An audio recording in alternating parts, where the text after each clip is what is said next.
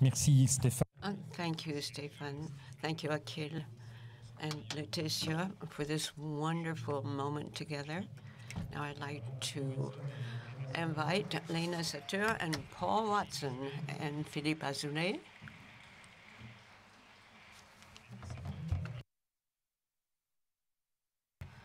And Massatoine, and Paul, be welcome. Paul is the founder of the Sea Shepherd, and Philippe Azoulay, who is an active member of Sea Shepherd, and who today has two roles to play, and Philippe will be interpreting what Paul has to say. Lena, Paul, 24 hours of meditation, what does it mean for you? It represents many things. I think there are many ways to have an effect on the ecology of the world. It starts with an internal ecology.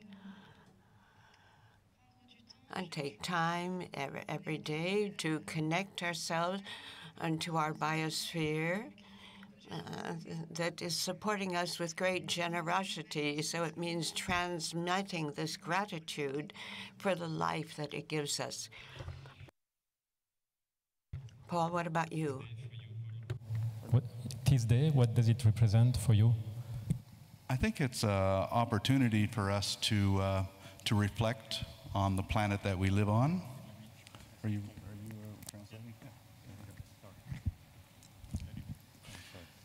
I think it's an opportunity for us to reflect on the planet that we live on. Cette journée va être une opportunité pour nous, pour vous exposer la... Bonjour, cette journée va être l'opportunité pour nous de vous expliquer He's saying what Paul Watson is saying. This is the planet Earth, but in fact it is the planet ocean. La plupart d'entre nous l'appellent la planète.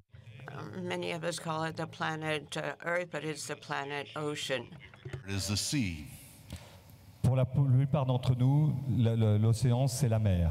But what the ocean really is water in continuous motion.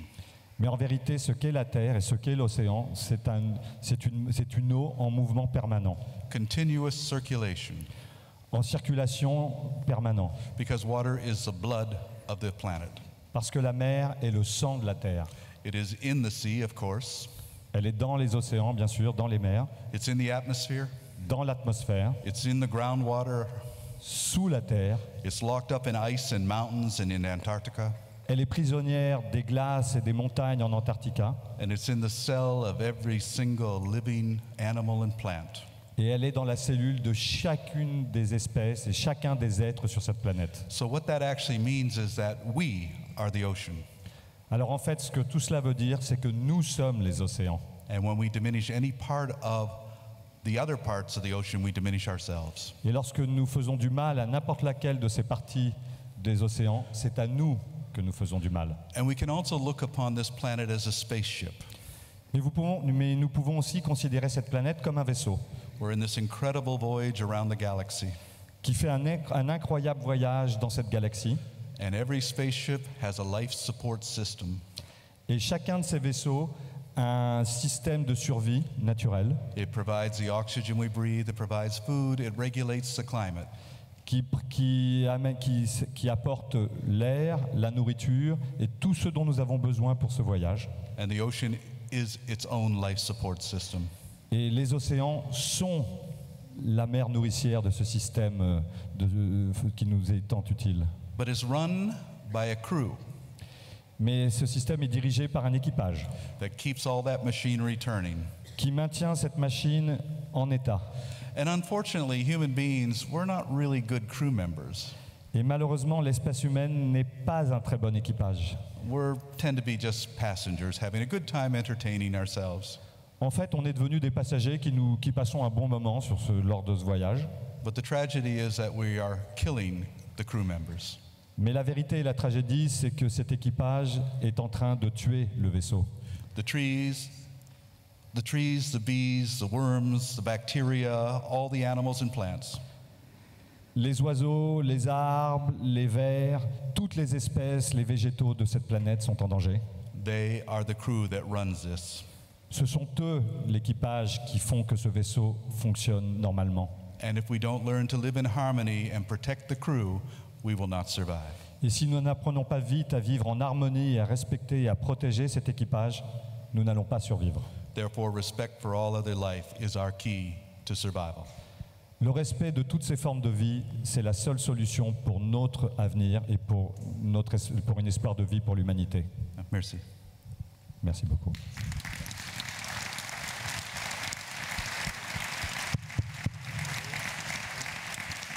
Merci Paul, merci Léna. Thank you, Lena. Thank you, Paul. So the spaceship, you can see it there in back of us. You can, Paul is our spaceship. And this is an incredible picture. I'd like to ask Jean-Pierre Gou to come and join us here on the stage. Jean-Pierre wrote a book called The Blue Century in French. It says that in a cycle, in a lunar cycle, how humanity can destroy itself and reconstruct itself in 28 days. One of the levers that goes from destruction to construction of humanity, this overview effect, is to look at the Earth from up in space. Would you give an earphone to Paul so he can listen? Now, Jean-Pierre, this picture that we see in this spaceship is of the Earth. There's only one until last year, and that's what we are going to be talking about in a moment. This picture is unique. It was taken by the astronauts of Apollo in 1992, the 17th of December. That was the last meeting of Apollo, the only time that the Earth was completely lit up. This gives you great inspiration, and it was a starting point of all the ecological movements at a time when environmental problems became global. This picture inspired me, and I was inspired also by the transformation of the astronauts in the orbit, what they went through. We'll have one of the, Paul Banter, who was an astronaut, a European astronaut. He'll be with us later on. What, do you feel like plunging into it? It seems a bit unique, but when I saw this picture the first time, the Earth was smaller. It reminds me of an eye that opens in the cosmos. And it takes me to a very unique experience that I had with a dolphin. I think this was the very strongest of spiritual experience. I was swimming with a dolphin, and then we plunged, we dove, both of them. We were synchronized with each other. We were so in harmony that his eye was just a few inches from mine, and I dove in the. The eye became bigger and bigger. It became infinite as I became smaller and smaller, and I saw the galaxy in that eye. And then there was a sort of an opening through a black spot, the eye, and I went into it. There was a sort of explosion of joy and light that I felt. That was the very first time that I realized to what extent beyond our body, there's a certain consciousness, and that our connection with the cosmos is real. I talked about this experience with a friend, a woman that I named Abigail Hollywood. I'll talk about her later. She's a marine biologist, a fantastic woman who I really like. And she talked to me about her lunar experience with a cachalot. And I have an experience with this shark, and this is the first time I saw this cachalot and I fell in that eye. And she said, well, what did you see in the eye of the whale? And I said, the biosphere. I saw the Earth in the eye, and I felt a message of love for the planet. So that. Every time I see that picture, that's what I feel. Paul, do you remember your first impression when you saw this photo? What I remember seeing is the fact that on this little blue piece of stone, Ce dont je me rappelle, c'est que la première fois que j'ai vu cette photo, c'est ce rocher bleu. Is the existence of every living thing that we know of. C'est la preuve de l'existence de tout ce que nous connaissons. And that from that vantage point, et de ce point de vue, all of our political and difficulties with each other et toutes nos difficultés politiques ou de relationnelles entre nous are rendered insignificant. Sont en fait totalement insignifiantes. With the realization that there is this one planet. Au regard du fait qu'il n'y a qu'une seule planète. And we are that one planet. Et nous sommes cette planète. And this is an incredibly infinite universe. Et c'est un univers infini et incroyable. And in this incredible vastness, there is this living thing. Et dans cette incroyable circonstance, il y a cette vie au milieu. And I think if we regard that living thing as one thing, which is all of us, et si nous regardons cette chose qui vit comme une chose qui nous répond, then that is probably the best road towards having peace amongst humanity.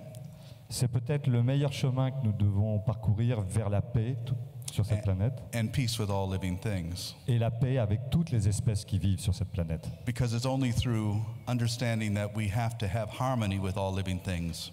Parce que ce n'est que lorsque nous comprendrons que c'est dans l'harmonie avec toutes les vies sur cette terre that we're going to survive. Que nous pourrons survivre. Merci Paul. Jean-Pierre. Thank you, Paul. Jean-Pierre, the only photo that existed was this one.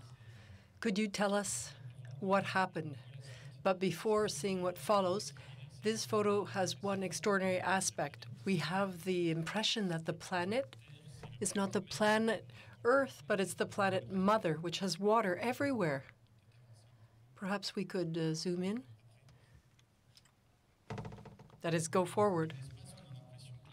From space, it looks like it's, yes, the Earth, but it's got oceans. And you have to look at the deepest point. There is the deepest point, which is 11.5 kilometers deep. And Augustin Picard, who circumnavigated the planet on ships, and he dove, and they knew that 11.5 was the kilometers was the. This is the point is called Mariage. James Cameron. It was much more modern. He got to the bottom and then sent a Twitter message. These are only two people who have gotten to this deep point, so it's 11.5 kilometers deep. Keep that in mind. On average, if you put all the oceans together as a layer around the Earth, that would be only 3 kilometers. That's already quite thick. But compare that to 6 kilometers of beams. The thickness of water would be 1 centimeter. So this Earth, even if it is covered 70% by ocean, it's a very thin layer. And if you put it in a globe, this is what this layer would look like. You see this little marble here? This is all the water that we have on the surface. This is the small marble. This is all the water. And if you take out the salt water, if you take out salt water, fresh water, the fresh water is actually the small one. The big one is salt water. And if you take the fresh water that is from the water table just north of Florida, which is 20 kilometers, this is all the water that people use to drink. So we see how important it is to protect the water we have on the planet.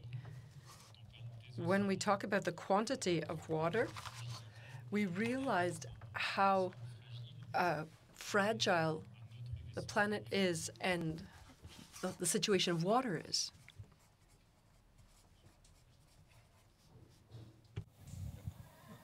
Yeah. Of course, we have to take into account the fact that water is also in our bodies D'abord, il faudrait peut-être considérer que l'eau est dans nos corps, and underground and in the ice. et sous la terre et dans la glace. And although it is a very small part of the overall planet, Et ce n'est qu'une infime partie de cette planète. it's the only part that really matters, Mais en fait, c'est la partie qui compte le plus. because without it there would be no life at all. Parce que sans eau, il n'y a pas de vie. And we're discovering that water is actually everywhere in the universe. En fait, nous sommes en train de découvrir que l'eau est partout dans l'univers. In fact, there's more water on the sun than there is on Earth, En fait, il y a plus d'eau sur le Soleil qu'il y en a sur Terre. because water is a byproduct of nuclear fusion. Parce que l'eau est la résultante de la fusion nucléaire. So what we have there are vast oceans of superheated steam. Donc on a des océans de vapeur incandescente. Oceans so big you could probably put 1,000 Earths in one of them. L'océan est tellement grand qu'on pourrait mettre 1 millier de terres au milieu de tout ça. So again, as water unites every living thing on the planet, Les eaux unissent toutes les formes de vie sur cette planète. it is probably also the unification of all life throughout the universe. Et en fait, c'est sans doute le lien entre toutes les formes de vie dans l'univers. Léna, quand tu nages avec So, when you, Lena, you swim with the dolphins and the whales, are you aware of the limited quantity of water there is? Because you see this, we see you in this ocean, and then we look at how little water there is. Well, I would simply like to react to what Paul has said, that water is the sap of our oceans and our bodies. And it's true that we take very little time to be aware of this. And if I have time, I would like to read a message sent to me by a woman who communicates with killer whales. And when she learned that I was participating in this event, she said that if it's appropriate, could you share this with the public? And it might seem a bit strange to you, but it is a killer whale talking to us. So it's a message that has been channeled. If you would really like to help the planet, there is a real need to pay great attention to millions of individuals, to help millions of us. Radiation, after the Fukushima event, was the topic being addressed, but I think we could speak of all the threats and dangers that are a problem for the oceans. I'm not talking only about us in the oceans, but of everyone, each continent. This is something that could upset your world much more than you could imagine. And please do this as much as you can. We continue to send energy, light, and love and try to neutralize the problems, but we need all the help we can get. And the woman who took this message said it's very hard to believe that a simple mental intention has the strength to change something very concrete. So she doubts the power of meditation to try to deal with or tackle the problem of pollution in oceans, which I understand. And the killer whale said, I understand that you have a hard time with these concepts, but they're very real. All the more mankind feeds this intention, the more things will change. And we must not give in to a feeling of powerlessness. When people will concentrate their energy on these things, those with the requisite expertise will begin to find practical and concrete solutions to repair the damage. The energy preparatory work will help to find solutions. We need to focus on all levels. Things have never been so urgent, and as I said earlier, Yes, no matter what happens, the planet will survive and will heal itself. Certain forms of life will disappear, and you must not worry about it. But it's the time that everyone realize how critical the situation really is, and that we set aside our differences in order to create an environment which is as healthy as possible. So can meditation contribute to the well-being of the oceans and the biosphere? I think, yes, we are an integral part of the biosphere. So we have to begin by connecting ourselves every day and to take very concrete actions, as Captain Paul Watson is doing, someone I admire immensely for his commitment. So now I would suggest that we thank you, Lena. I think we should take a minute here to be silent before talking about the overview effect with Jean-Pierre.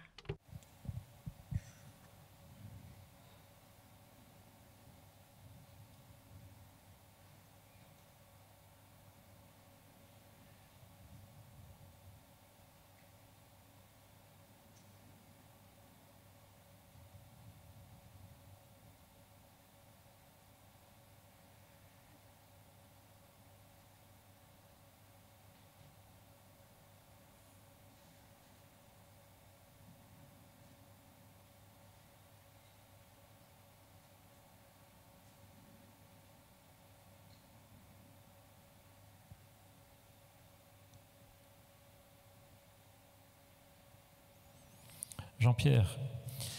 Jean-Pierre, this incredible image of Earth has a history. Not just Apollo, but there is a follow-up to it. We're writing the sequel in your book, in this blue cycle. I think you should all read it. It is really something you can identify with in terms of rebuilding mankind. Jean-Pierre, yes, it is continuing. I would like to first thank Paul Watson for his commitment and for his inspiration in this story. There is the picture of the astronauts, but also the main character is an activist, just like you, Paul Watson. So thank you. You were the one who inspired me to create this character.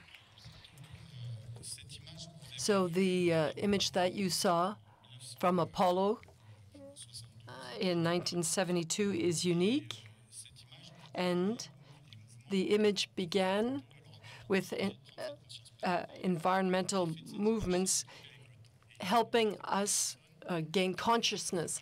There is let's say, one category of people who were not affected by this. When people are exposed to the beauty of the planet Earth seen from space, turning on its axis with no gravity and all the conditions they have, you have this meditative-like experience or ecstatic or mystic expression. And Jean-François Lavoie will be talking about this.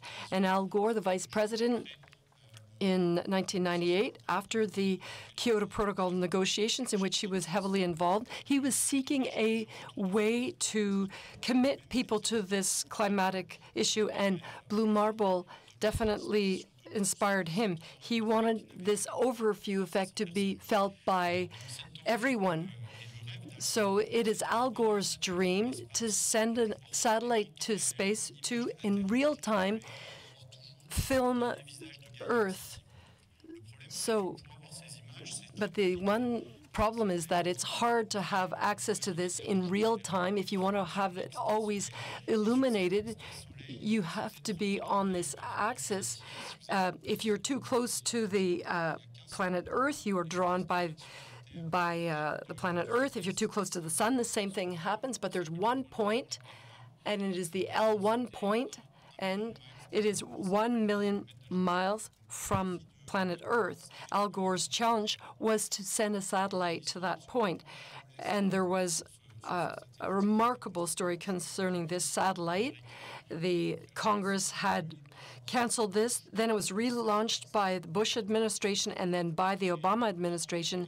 And after 15 years of efforts, in in February 2015, it was launched, and in June 2015, it arrived there, and we got a second photo of the planet, which we will talk about today. This is the new photo. You'll see the new photo of the Earth.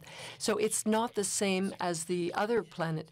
The one you've always seen is the one showing Africa, but here you've got the U.S. Well, Mexico is what you see most closely. So this is the second portrait. And when NASA last July published this photo, it said that there'd be a website where there would be images to reach this goal of Al Gore. There were other images of the planet Earth. You could see many of these Gaia portraits, which had been put online by NASA. But the problem is that all of these images were static. And they don't have this rotational effect where you get this overview effect. These were just static images. So I was very disappointed because this was at the heart of my novel. So I thought, how can we take this further, share this experience? So together with Michael Bocara, a friend of mine, we began working on this, and we wanted to make Al Gore's dream come true. We took these various images of the planet, and we about 20 per day. We put them on a sphere, and we put them in animated system, and it's the first time you will see a video that is completely filmed by outer space, and this is of the planet. So it's here at the Grand Rex. We have Virginie Robillard, who will come join us on stage. Good morning, Virginie. And perhaps, Yves, you want to say a few words about Virginie. Virginie had already graced us with her presence on the 1st of November. Hello, Virginie Robillard.